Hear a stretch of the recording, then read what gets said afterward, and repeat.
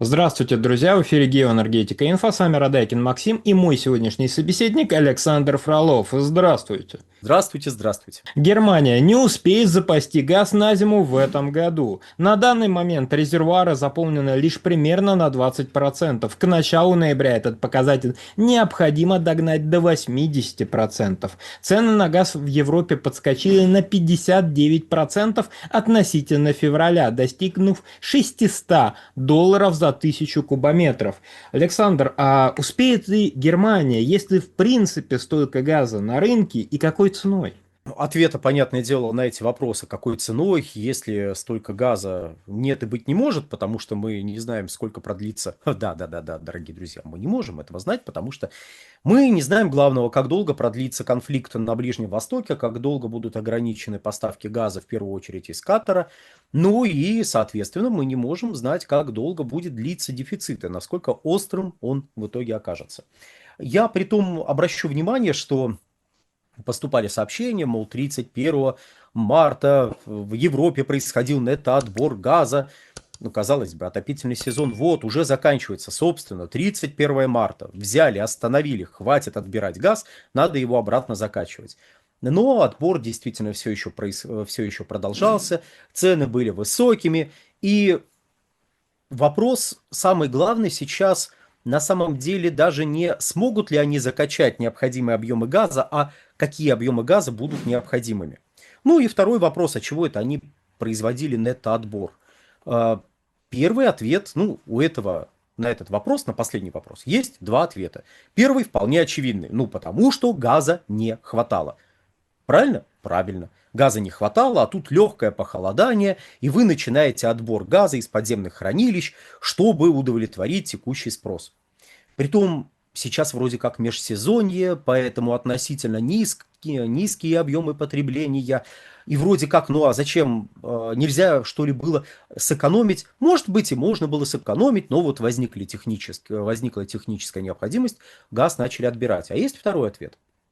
И вот чтобы лучше понять второй ответ, нам нужно еще раз присмотреться, ну как мы любим на этом канале, к лету 2021 года, когда начался мировой энергетический кризис. Собственно, кризис начался с довольно банальной вещи. Резко подскочил спрос на газ. Гораздо более резко, чем предполагалось. При этом очень жаркая погода, значительный рост спроса на электрическую энергию, загрузка газовых электростанций, падение выработки на ветровых электростанциях, проблемы дополнительно еще у атомных электростанций. Ну и получается, что у вас возникает такой, знаете, такой идеальный шторм, когда и так газа надо побольше, чем есть сейчас на рынке, а у вас еще отдельные сегменты электрогенерации не то чтобы выбывают вообще, но производят меньше, чем вам необходимо в данный момент, и газу приходится еще и их долю замещать, увеличивая дополнительные объемы производства электрической энергии, ну, путем сжигания газа. Это мы берем в первую очередь Европу, но летом 2021 года газ дорожал везде, по крайней мере, если мы берем биржевые котировки, и в Азии, в США, в Австралии, везде газ дорожал. К чему мы вспоминаем лето 2021 года? Ну хорошо, газ дорожал, какой-то там кризис. Ну и сейчас кризис. Только поэтому, что ли, я провожу сравнение? Нет, не поэтому. А летом 2021 года происходило еще одно очень интересное событие. Точнее, наблюдалось интересное явление. А именно, компании, которые закачали газ в начале года, периодически его отбирали, прошу прощения, не в начале года, в начале лета, периодически отбирали его в середине лета. То есть они закачали газ где-то по $300, а тут на рынке 450, а то и 500, а потом $550. И у владельца газа, который закачал его, который, собственно говоря, ждал зимы, ну, потому что летом обычно газ дешевле, зимой дороже, летом покупаешь подешевле, закачиваешь, платишь за хранение, зимой газ дорожает, ты его продаешь подороже. И там какая-то копеечка тебе капает за счет разницы цены. Так организовано в Европейском Союзе, если несколько упростить ситуацию. И вот некоторые компании, глядя на происходящее, чесали в затылке и думали следующее. А точно зимой цены будут выше? Ну где это вообще видано, чтобы 500, 550, $600 за 1000 кубов? Где это видано, чтобы такие цены были? Тем более, ну, вряд ли до зимы такие цены продержатся, а вот здесь, сейчас вы снижаете затраты на хранение, ну, потому что вы просто меньше времени платите за хранение, и получаете денег в полтора, а то и в два раза больше, чем та сумма, которую вы заплатили за эти объемы газа. Это же какая прибыль? Это какая фантастическая прибыль, которой раньше вообще никогда не было. Давайте отберем газ и продадим. Ну, тем более, смотрите, ведь дефицит, ай-яй-яй. То есть, с одной стороны, это можно было объяснить дефицитом. То есть, да, действительно, конкретно здесь, конкретно сейчас газа не хватает. И вот рыночный сигнал подается владельцам ресурса, и владельцы ресурса оперативно этот ресурс предоставляют. Пусть даже это ресурс, который был закачан для того, чтобы продавать его зимой. А с другой стороны, вот эти соображения о том, что ну, вряд ли зимой будут такие цены, невольно давлеет на владельцев ресурса. То есть они невольно думают, а погодите, а вдруг мы сейчас вот продолжим закачивать газ там по 500, по 600 долларов. То есть здесь есть еще второе соображение. Не только возможность продать газ, который вы по 300 в начале лета купили, продать за 450, за 500, за 550, а то и за 600 долларов. Но перед ними стояла и необходимость еще и закачивать газ по 450, по 500, 550, 600 долларов. И вот где-то здесь было принято решение, а давайте мы газ извлечем и продадим. И вот какая-то копеечка уже капнет.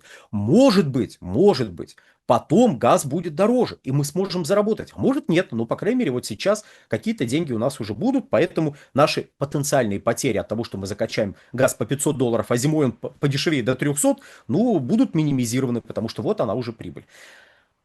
И вот сейчас некоторые компании находятся в крайне подвешенном состоянии. То есть, с одной стороны, они действительно сталкиваются с тем, что газа стало меньше на рынке.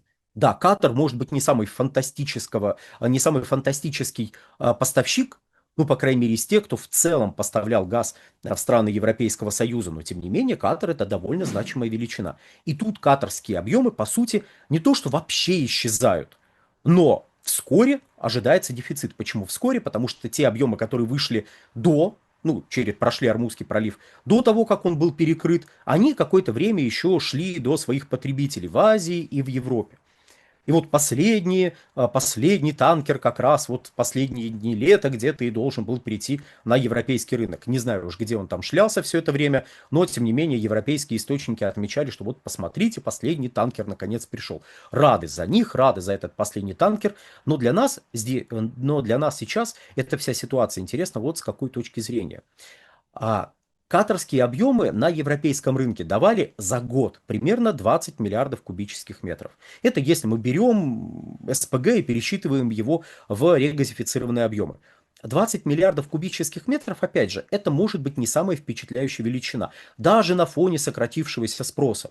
В Европе спрос сократился где-то до 340 миллиардов кубических метров, точнее он чуть-чуть восстановился в 2025 году по сравнению с падением 22-23 годов.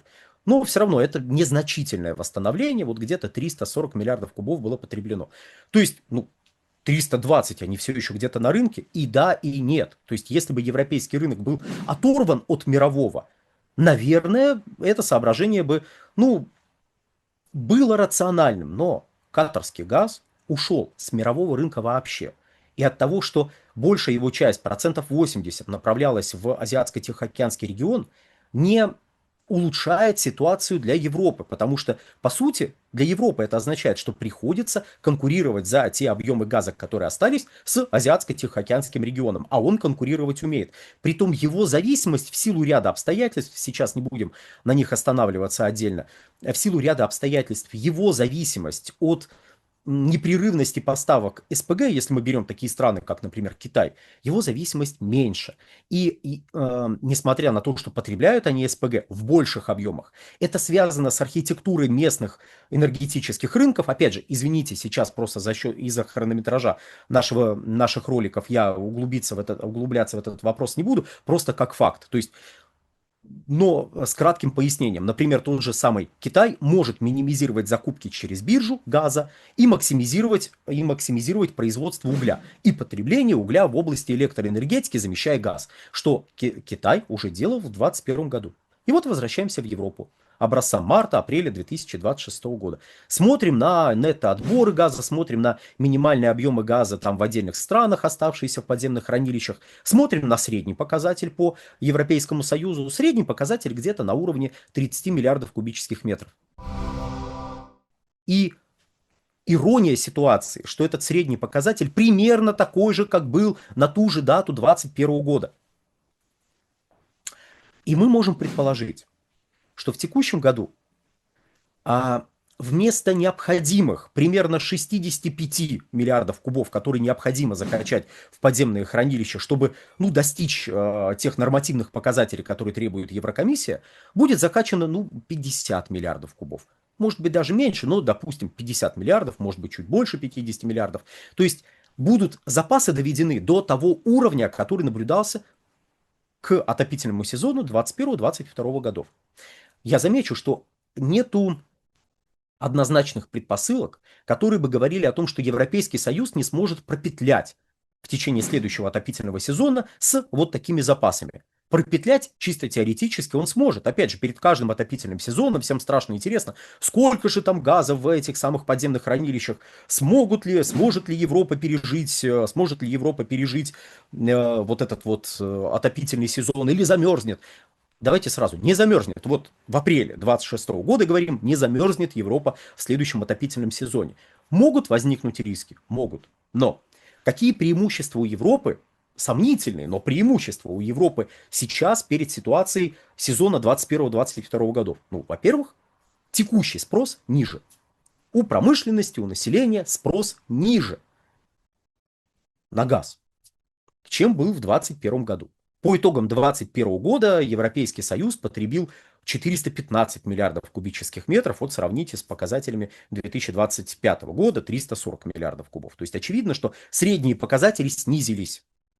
Но средние показатели в течение отопительного сезона это такая, знаете, немножечко такая игра ума, потому что, какая вам разница, какие у вас средние показатели, если конкретно сейчас падают температуры, останавливаются ветроэлектростанции, конкретно сейчас у вас потребление газа резко возрастает? Да никакой разницы. Для этого, да, нужно, чтобы подземные хранилища были заполнены. С другой стороны, можно вводить меры экономии, можно надеяться на то, что зима не будет холодной, просто зима, вот, скажем, 2020-2021 годов была весьма холодной, зима 21-22 годов была относительно теплой. Вот прошедшая зима тоже была такой, знаете, где-то на грани. Вот были периоды резкого похолодания, но в общем и целом она была в среднем теплее той, что наблюдалось в 2020-2021 годах. И Евросоюз может пропетлять, может успешно пропетлять в течение вот этого отопительного сезона, отобрав, может быть, даже 45, 50 миллиардов кубов. То есть закачали 50, отобрали 50 за счет сокращения спроса и за счет, если повезет, теплой погоды. Относительно теплой погоды, может быть, прерывающейся на временные похолодания. И в этом смысле вообще не важно, насколько велики запасы в той же самой Германии. Пока есть единая система в Европейском Союзе, и можно относительно оперативно получать газ не только из своих подземных хранилищ, но и не только за счет поставок сжиженного природного газа, и не только за счет трубопроводных поставок из Норвегии, но, скажем, за счет поставок из соседних стран. Допустим, из Нидерландов, Германия та же самая может получать, если вдруг необходимо, какие-то объемы газа. Может, да, конечно, может. Правда, в Нидерландах тоже довольно низкие запасы, но это уже другой вопрос. Александр, большое спасибо за комментарий, друзья. Подписывайтесь на Александра Фролова, подписывайтесь на Геоэнергетику Инфо в Макс. Ссылки будут в описании и закрепленном комментарии. Там же будут реквизиты для желающих финансово поддержать наш проект, чтобы мы и дальше также бодро вещали на всех площадках без монетизации, исключительно благодаря вашей финансовой поддержке на спонсор.ру. Спасибо, до новых встреч. Всего хорошего.